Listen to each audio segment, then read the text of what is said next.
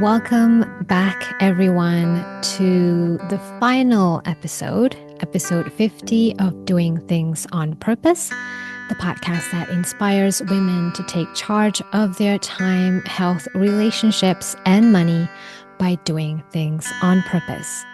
I am your host, Suri, a mom, wife, self-love, and self-empowerment coach for women whose calling is to serve. We are here at the completion. And I thought, what better way to end this show by talking about the topic of completions and of letting go of things. I spoke to a client about this and they said that's probably a pretty good topic to talk about because a lot of people struggle with letting go of things, including myself. But before we get into that, I would love to check in with you on how you're doing. So let's get to the usual self-care or mom check-in. So if you're sitting somewhere with your feet on the ground, can you call back your attention to yourself from wherever it was scattered, all the things you have to do, and just come back in your body, call it back. And so if I were to ask you, how are you really? What would you say? How are you in your heart? How are you in your body? And how are you in your mind? The thing we use a lot in today's world. And in this very busy season, how have you cultivated practices that allow you to hold yourself? You know, whether through all of the little self-care practices and tips that I've shared in this podcast at the beginning of every episode, or something new that you've discovered for yourself. For myself, one of the new practices I've delved into in the past weeks is going to the forest. I'm kind of in a little valley with two hills on either side. And I've gone there many times with my family, but I've never gone there alone. And I had this fear of, a woman going to the forest all alone and exploring. You just imagine all kinds of dangers. And so that was a goal I wanted to set for myself because I wanted to be more connected to this land that I'm in, to nature. And I can't do that in my apartment, in these four walls. And so it was a challenge for myself. And as I stepped out, I realized it wasn't so scary. Nothing happened. And I've really enjoyed the silence and the space and this practice I've cultivated to just give myself some time to be held by nature, by the trees. And I've noticed that when I meditate, when I close my eyes, I see the moss, I see the bark, I see the trees, the sky. And they can become tools that I lean on when I'm doing my at-home practices, when I'm doing my meditations, when I'm thinking of visualizations. So I hope I continue in that. And I hope that you have found something through all of our explorations together at the beginning of each episode. If you found something that really helped you, that you wanted to explore deeper, to follow that calling for yourself, because you deserve to develop this skill to hold yourself well through this life that always has ups and downs. Okay, and so that brings me to the topic of completions, of letting things go. And so what are the patterns that I tend to see in this, in myself and in the people I support? It is that we want to feel like we can control things. Control is an illusion. Maybe we've heard that statement before. But what does that really mean? I mean, sometimes we can look in our own lives. If you have a partner that you are happily partnered with or married to, could you have planned for the ways that you met? Did you have a checklist and then that person met the checklist? Did you already plan the right words to say to make that person fall in love with you? And how would it feel like on the receiving end if that other person had all of those plans and then gave you a script?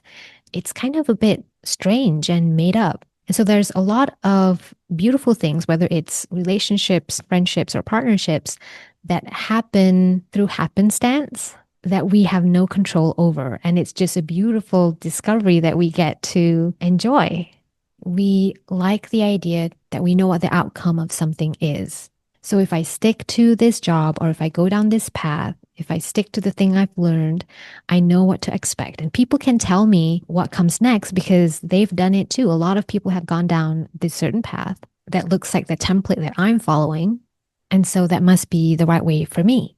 And if there's this need for me to change something or to show up in a different way or to shift my direction, that means there's something wrong with me because everyone else is doing it this way, it seems to me. And so, first of all, letting go of that whole comparison piece, because I think none of us really want to live another person's life, because first of all, we don't know their entire life. I mean, we have to think about that. The person that we might admire, we might see one side of their life, but not others. And we're not aware of their capacities and what their values are. So everything is very us centered when we want to create something that fits us, or it should be. And so I want to debunk this myth that there is such a thing as certainty. I think I spoke about this in one of the episodes where we're trying to support our children. And then we think if they go a certain path, they're going to be happy, they're going to have a stable job, they're going to have a good salary. And once we've grown up a little bit and witnessed that the path that we assumed was a straight line isn't such a straight line, people pivot all the time. And it's okay. And oftentimes it's for the better because every time we pivot, something wasn't working, right? So that invitation to close something, to let go of something is just telling you that this, whatever this is, isn't working right now. And there's something that needs to shift. And so knowing that even when I complete something or I close something down to explore a new path, I don't have the answer to what's going to be the final outcome. And I don't think I want to know. Because oftentimes our next experience is a doorway that leads us to the next thing. You don't start a business and then hope that once you start that business and start serving people and maybe earning some money, that's where you want to be the rest of your life. You hope for growth. You don't know how that looks like. I mean, we can imagine it's money, but sometimes it's creating a new product, it's creating a new service, it's having a different way of even doing a certain industry. And so uncertainty is, in a way, our friend and something that is unavoidable. And I want to say that uncertainty also means limitless. So when we're certain, we kind of have a fixed picture of how something should look like. And when we're uncertain, we are open to all the possibilities and we are kind of just receiving what is there to be noticed and all the invitations that come our way. Another thing I notice is that we resist letting go because we don't want to feel the discomfort of change. It's uncomfortable trying on new clothes, showing up in a different way, exploring something we haven't done before. It's uncomfortable trying out a new skill. It's uncomfortable starting over again. And so it's easier for us to just stay stuck in a rut. But instead of avoiding discomfort, my invitation for you and myself is to look at ways of how to expand our capacity to hold discomfort.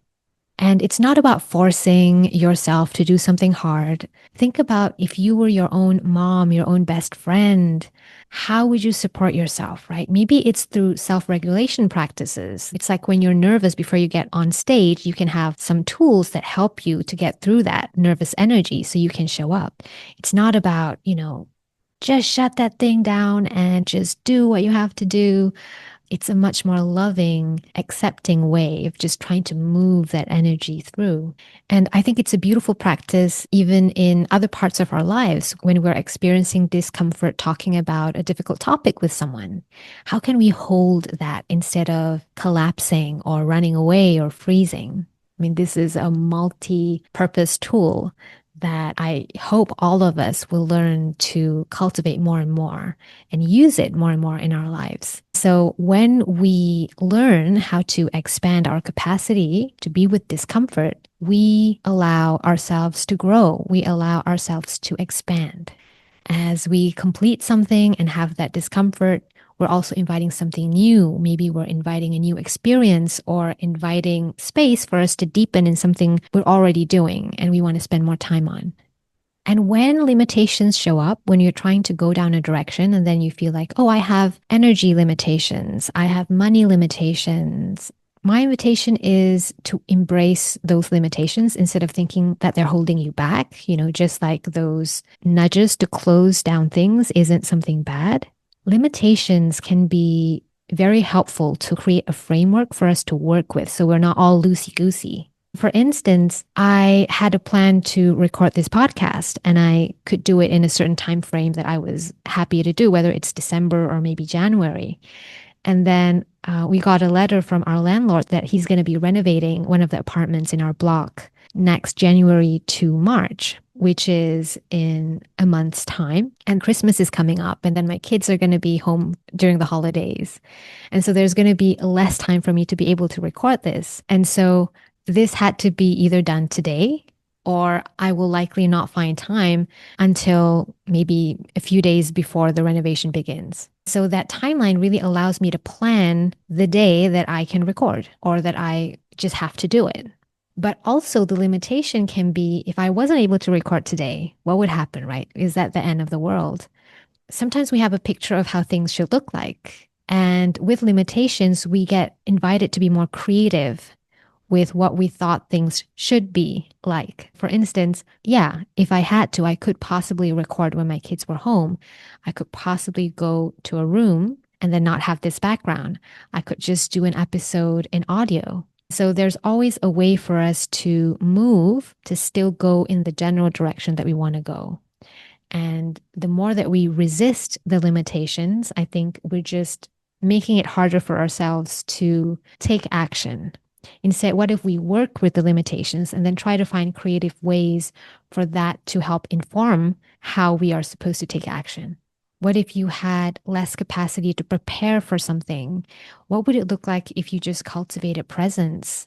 If you didn't have time to go out in the forest, what would it look like to cultivate something that is doable in your home? And also remembering that limits aren't forever. Because I think once we take a little action that is doable, that is small enough that we can accomplish, we are slowly expanding our capacity to do something, whatever that activity or skill is. And later we will have the strength and the resilience to do a bit more and also the desire to do a bit more. It's kind of like when you're lifting a certain weight. After a while, your arm is very strong and then you need a heavier weight because you're kind of, I don't feel anything. And so let yourself grow in the pace that feels nourishing for you and don't set yourself such huge goals that are really insurmountable that causes you to freeze. So if, for instance, closing down something or completing something or letting go of something feels too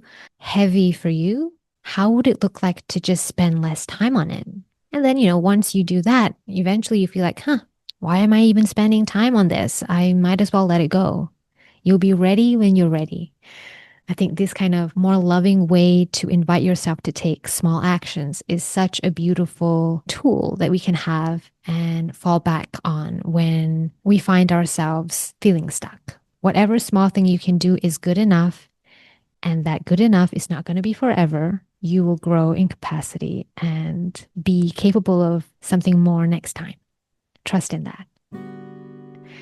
And so I hope this episode has helped you embrace letting go of things that no longer serve you, to create more space, to release that energy, that trapped energy on something new that you're inviting or something that you're wanting to deepen in for yourself. And I wish you success in your explorations and your projects, myself too, and a beautiful allowance and opening to whatever that is wanting to emerge or deepen in your life.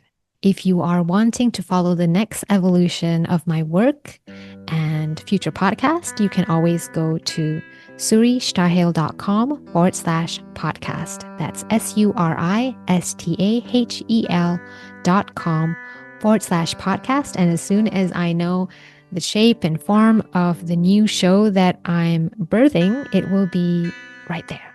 I hope you will join me on the other side. And I wish you a beautiful end of the year season with your families, friends, celebrating or having a cozy, quiet time together. I will catch you again on the other side. Bye bye.